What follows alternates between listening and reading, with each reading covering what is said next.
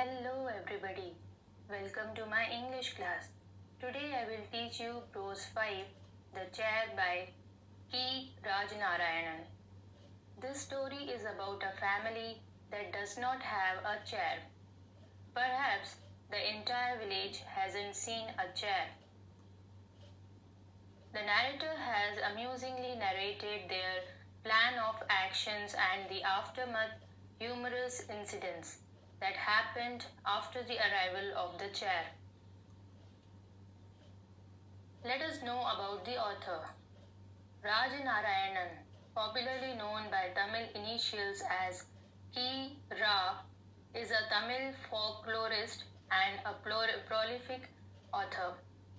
The short story The Chair is written in 1969 and its original title is Narkali. Let's get into the story. The narrator has described about a house without a chair. But then they decided to make a chair on the family agenda and discussions began. As the day before, a family friend had paid them a visit. He was a sub-judge. Though he arrived in suit boot, there was only a three-legged stool in their house. Only the grandmother would sit on it. The moment the sub-judge sat on it, he fell down and rolled over.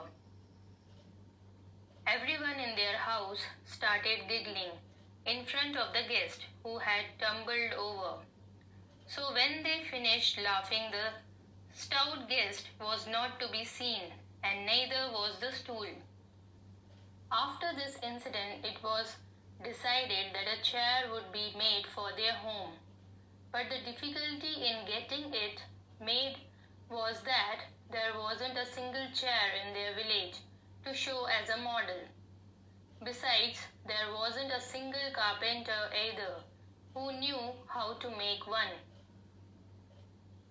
So narrator's brother suggested that they can buy one from the town, but their father rejected it, saying it wouldn't be sturdy.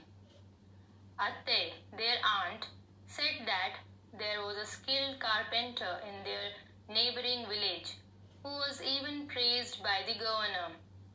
Then their father called a worker and there was a discussion on the kind of wood to be used for the chair. Grandmother suggested that teak wood is the best. It would be light to lift and carry around. Then their maternal uncle walked in and sat down. Narrator's mother brought buttermilk for her brother. Their uncle suggested to make a chair using neem tree as it would keep the body cool. Narrator's brother suggested to make it out of poovarsu wood. It would be really good.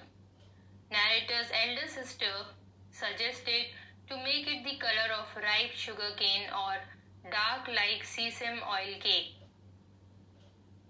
Everyone liked her suggestion, so it was arranged for 2 chairs to be made immediately. One for the narrator's house and the other for maternal uncle.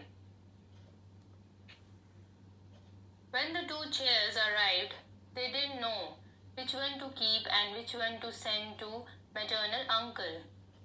They were like Rama Lakshmana. Then they kept one and sent the other to maternal uncle. One by one they took turns to sit on the chair. Atte told that they have to stitch a cover for it, otherwise it would get soiled. Narrator's little sister and brother fought over it frequently. The news of the arrival of their chair spread like fire around the village. After that, one night, someone knocked on their door. The elder brother opened the door. They said that an important person had just died in the village and that they needed the chair. It was on their chair that they had propped up the eminent person. Till then, in their village, they always seated the corpse only on the floor, from where their townspeople picked up this new fad of propping up a corpse on a chair. They had no clue, but from that day troubles began for their chair. When the occasion in that household was over, they left the chair in the narrator's house front yard. The children of the house were scared even to look at the chair. They didn't know how to bring it back into use. The elder brother finally thought of an idea. He kept it to the two of them, that is, the elder brother and narrator. Narrator's mother sent him and elder brother on an errand to his maternal uncle's house one day. When he entered his house, his uncle was sitting lavishly on his chair and popping betel leaves into his mouth. He was maintaining the chair carefully. As soon as he saw the narrator and the elder brother, he greeted him and his brother and offered betel leaves. Then he corrected that schoolboys must not chew betel leaves. The narrator conveyed the message given by his mother, and both of them returned home. After that, at an ungodly hour in the night, there was a knock on the door.